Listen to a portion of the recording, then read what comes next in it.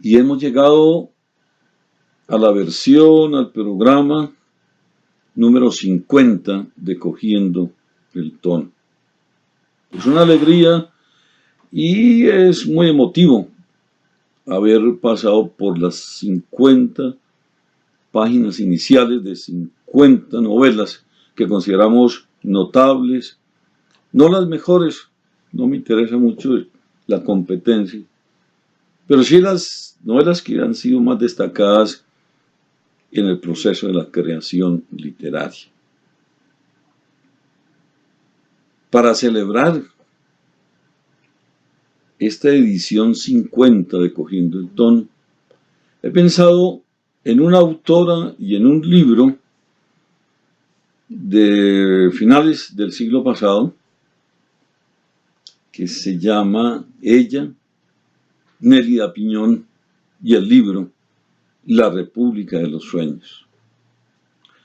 Nélida Piñón es una escritora nacida en Río de Janeiro en 1937, a quien admiro y quiero personalmente mucho,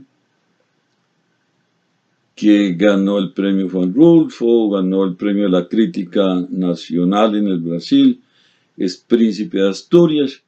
Le faltaría el premio Nobel, pero yo creo que con la obra es más que suficiente. Nélida Piñón es hija de españoles, de gallegos, que llegaron al Brasil. Es decir, es una emigrante y plantea ese tema. Además de muchos más, por eso se llama La República de los Sueños, a través de muchas generaciones, a través de un personaje masculino que se llama Madruga, que nadie lo espera, que está casado con Eulalia, y es una novela donde se va a desarrollar una saga de varias generaciones, pero sobre todo siempre lo que he dicho, ¿de dónde somos? ¿Somos o no somos? No somos de ninguna parte. La República de los Sueños. Eulalia comenzó a morir el martes,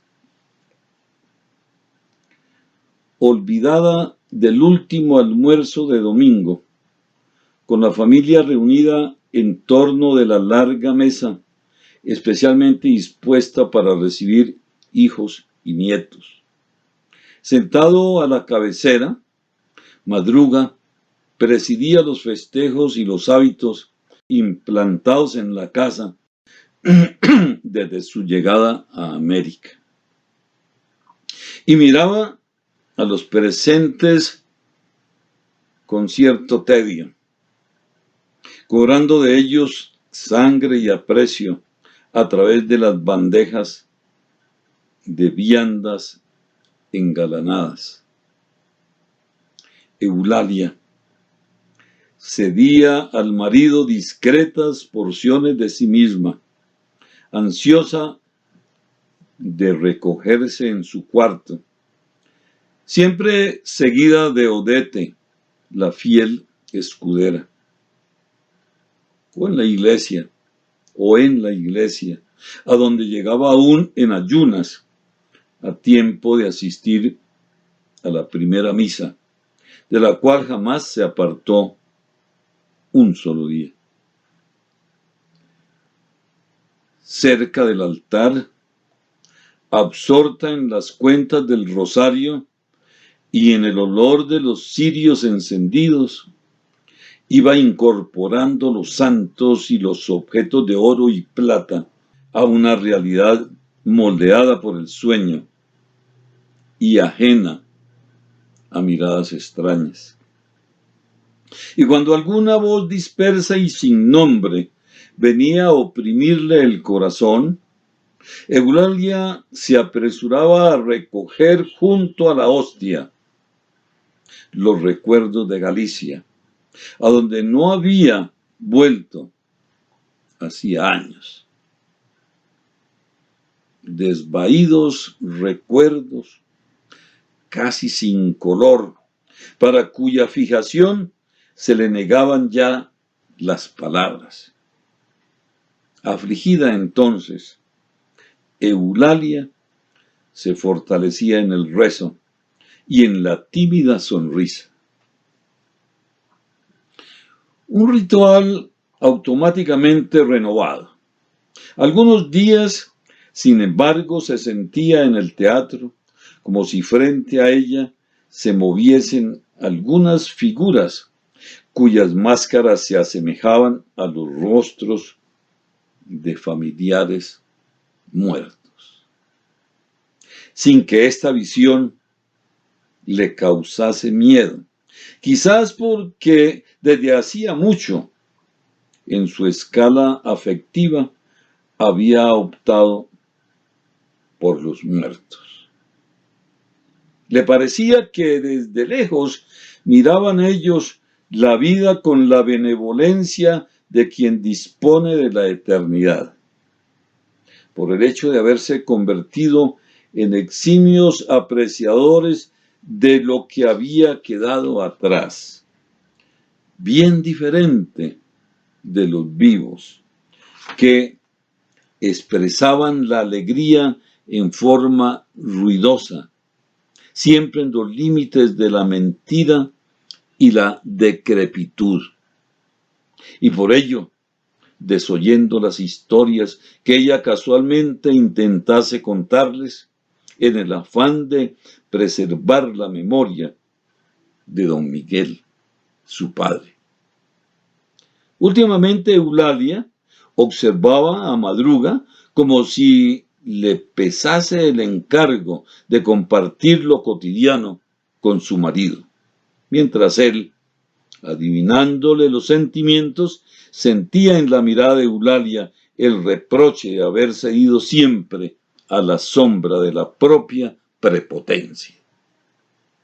En esos momentos, Madruga cuidaba de su voz para que no le sonase metálica y hasta de su rostro, muy dado a descomponerse ante emociones intensas, casi siempre de origen dudoso.